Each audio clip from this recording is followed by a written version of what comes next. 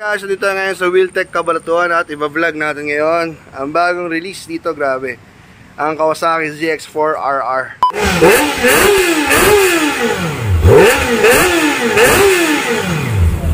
Ito pa lang guys, si Kawasaki Ninja ZX4RR is merong 399cc, 78.9 horsepower. Torque niya is 35.9 Nm at 11,000 RPM. Dual overhead cam, 16 volts.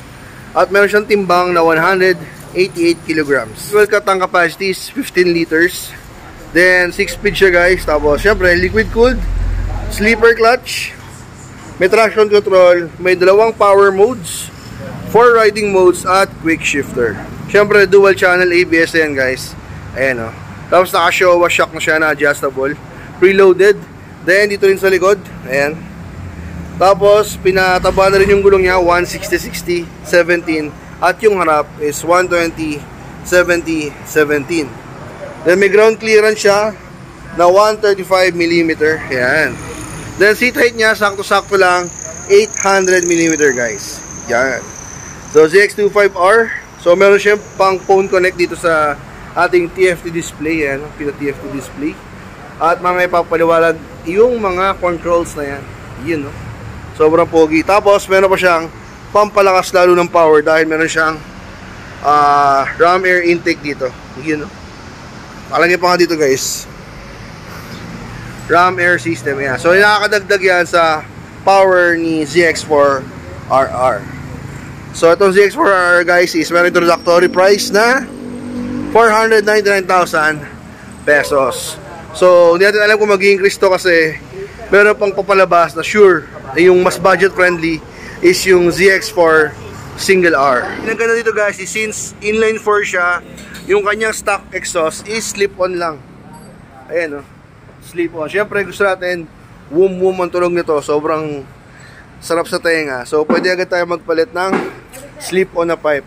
Ayan o, may mga available lang yun sa market, nagpapalit sila slip-on para may labas mo yung tunay na tunog, yung tunay na halimaw dito sa ZX4RR. Kita naman guys, inaayos may chassis. Bagong release. Clockwise lang, tapos angat mo dito. Yan. Pag inangat mo dyan sir, dito ka maglagay ng mga kanbawa, basahan, papel. Sa kabila naman sir, dito yung buksan. Tapos paangat yan dito. Dito sir, huwag ka maglalagay ng basahan. Kasi once na naabutan kang umaulan, o kaya makarwash mo yung bike, magtubig yun, baka possible mag-connect to, mag-ground yung battery. Ito yung may main fuse dito, dalawa. O sa gas naman, may nakalagay dito, huwag mo pupuno yun ng sagad sir. Okay. Yan. Kasi di ba pag nag-ride ka ng sports bike, may kunahan yung kulang. Para yung gas di mo makasal sa'yo. Kahit may seal dito. Kaya nakalagay yan. Kaya yung iba, pagka punong-puno yan, tumatapon dito. Meron naman drainan yan. Lalabas sa babae. Meron siyang immobilizer, ayan yung umiilaw. May tip siya, no? Apo, ayan. Anti-tap yan. Pag umiilaw yan, sige, naka-make yan. Pwede mo rin patayin yan dito sa may settings ko, ayaw mo may umiilaw-ilaw. Pero after 48 hours, hindi mo siya ginamit, hindi na iilaw yan. Hindi naman makakalobat yun sir. Yung off, lock, tsaka on. Pag lalak mo, push mo. Push, tsaka slide. Puro sa left side lang sir. Wala yata sa kanan. Yan. Pag on mo, makikita mo, yung check engine, battery temperature, tsaka oil indicator, yung gas. Ito, may gas siya ng ganito. Karamihan sa sports bike may ganito eh. Kasi yung sports bike halos wala yung gauge ng tulad ng 10R, wala nang ganito yun. 6R meron. Ano lang siya, kumbaga nasa 5 litro mahigit pagka umilaw to. May pondo pa siya. Reserve na yan, no? Reserve na. Ayan, RPM mo hanggang 15,000, hanggang 16,000. Yung red limit na taas. Yung itong indicator na to, tsaka to, for once na in-start mo, mawawala yan. Bali, engine stop, engine on. Try natin i-start. Ganun yung start yung mga sports. Ayan, start mo, ayan. Ayan sir, ibig sabihin na wala na yung indicator. Good yun. Pero pag umilaw to, ibig sabihin may error.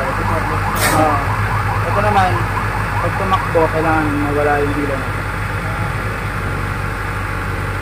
Ayan, nasa. Red signal light sir, ayan, nagana. drive. Tapos brake light. Right light yan sir. Naka-plate light. LED din ito. Busina mo ito. Bali, ito. Nakita mo sir, ito gear indicator mo. Pag may cambio ka, nalabas yung gear. 1 down, 5 up na rin sir. Okay. Kasi po naka-side stand. Mayroon siyang ano, safety. Safety niya po. Hindi ba may tumatakbo ng mga small bag na nakalimutan. Ayan. Baka nagpagas ka, nakalimutan mo, kabitin mo lang po. Ba't namamatay? Hindi ka mag-a-adjust dito sir. Sa stand. Para sabi mo mababa yung clutch. Yan, bali yung settings niyan, naka-road ka, yun yung ginagamit pagka dito sa atin road. Pag sa expressway ka o kaya sa maluwag na daan, sports mo. Ang paglipat ng mode, ito. 4 modes lang. 4 modes eh. Sports yung pinakasagad dyan sa taas. Pag binaba mo, pupunta sa road. Tapos pag binaba mo ulit, rain mode. Yan, pag umulan. Sa slipper eh, mas maano siya. Sensitive siya. Kung nabawa, nadulas yung gulong mo, mapuputol yung pad yung kuryente para sa fuel. Kumbaga parang pumalya. Huwag kang kabahan dun sir, pag pumalya, hindi problema nung wala problema yung makina. Ibig sabihin, gumana yung traction. Tapos, yan, rider mode. Yung rider mode, kung magsiselect nyan, ng full power or low power or traction. Ang pipindutin mo ito. Select. Tapos itong scroll pa rin. Low power, tapos pupunta ka sa kabila. Traction 1 hanggang 3. Yung 3, yun yung mas sensitive kumbaga ginagamit sa ulan, kapuhangin, maluma. Tapos ito yung pinaka-medium. 1, yun yung parang road tsaka sports. Kung gusto mo ipakamutin, off mo. Tapos full power.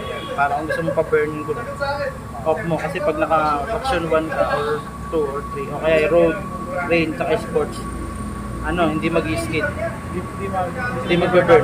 Hindi mag-burn. Kasi mapuputol-putol ang kuryente. Set mo natin to sa 1. Bali yun sir. Ito. Ilaw mo lang muna. Hindi naman siya ganun kalakas yung power yung torque niya. Kaya pwede ka na sa road sir.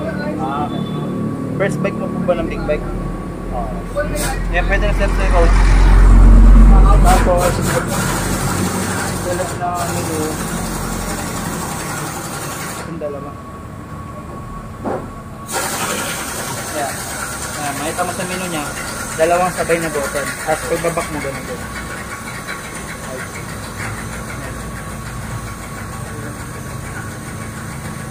Vehicle settings, click mo. Ito yung scroll. Ito yung okay. Shift lamp.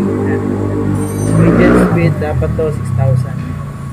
Kasi break-in period ko pa. Ano yun? Ano lang, shift light. Kumbaga, warning lang siya pagka nasa 6,000 ka na, pwede ka na mag-shift. Pero pwede ka lumagpas sir. Ito yung, pwede mo na patayin din yung may ilaw na yan. Off mo, tsaka off mo po. Ito yung immobilizer lang yun dito. So set. Ayun. So set. Pag okay ka na sir, ito yung back. Hold mo lang. Sa display, may type 1 tsaka type 2, tas brightness. Yung type 2, yun yung pang-track. Balik tayo sa menu. Sa menu. Yung pang-track, ayan. Kumbaga, pag ginagamit mo yan sa track day, sa track day ka. Pang race track siya. Inong orasan mo kung gaano ka kabilis sa isang ikot. Wala, pinipindot yata yan. Okay. Pilot ka, tapos click mo. Stop. Ganun. Ayan, nasa oras. Tapos sunod mo, trip niya. Masusukat mo kada. Pagka natin sir sa muna. Ayan, lap trip. So dati mo ng settings kasi road condition na may gamit mo. Nakita mo sir, paano pinutin, parang cellphone lang. Scroll. Ito, nakaset naman na to service. May Bluetooth din to. Ayan, kinoconnect yung cellphone. Para mabago mo yung settings din ng menu niya. Ganyan din ka sa cellphone. Cellphone ko connect. Kung kaya, baguhin mo yung road condition. Gawin mo sports. Doon mo isa set, apply mo cellphone. Maganda. Okay. Pero pag nagra-ride ka, maganda pa rin dito ang manual. Ito Ay, naman. yung palang ano, kapapalit ng mode, kapag kumaandang pwede. Pwede sir, basta, di ba naka-ride ka, tumatakbo ka. Ah, Close throttle mo lang. cross throttle lang. Apo. Ito na, matry mo sir, nakatiyo na. Kapagin natin. Ayaw. Ayaw magbago sir. Kasi naka-throttle ako. Nakitawan mo, tapos pinutin mo. Di ba, nag-freewheeling, naka-primera ka, tapos pipiga ka ng clutch, habang magbago. Okay, bitaw ka ng clutch na engine brake. Basta huwag sir naka-throttle, hindi mababago. Kunyari naka-road ako, biglang umulan. Apo. Mag-rain ako. Yan. Kahit Bitaw lang. hindi na ako minto, no? Oo, kasi ikaw bitaw lang. Bitaw lang. Okay.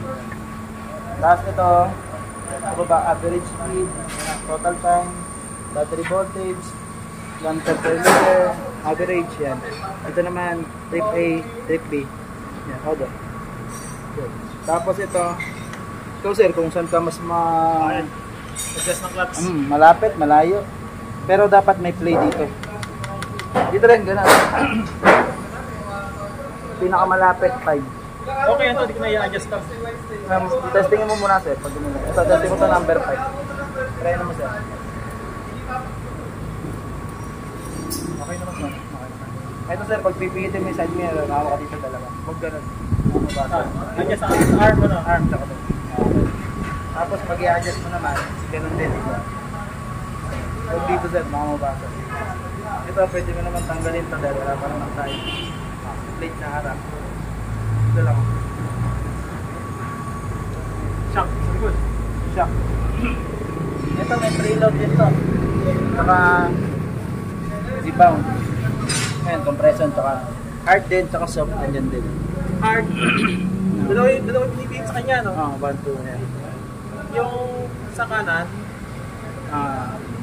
yan. Ito compression to be, ito sa rebound. Sa rebound, yung pag ginanon yung tataas. Tapos, Pero ito karamihan to tinotono to pagka nasa riding ano ka na eh, pag nagtatrack ka. Pag may ano ka doon, yun ituturo sa iyo. Tinotono sa iyo yan pag umulan, pag maaraw, iniiba yung tono niya. Sa race track. Pero ito, wag mo nang galawin sir sa standard na. Standard na tayo dyan. Pag gusto mo namang galawin, pakilamanan, lagyan mo ulit din ng tanda. Tapos kung ilang beses mo sintiliko, pinihit ng kanan, pinihit ng kaliwa. Tapos susulat mo sa notebook mo para matandaan mo. kaliwa, palapot. Kanan, patigas. Nandun din yun sa manual sir pag nakalimutan.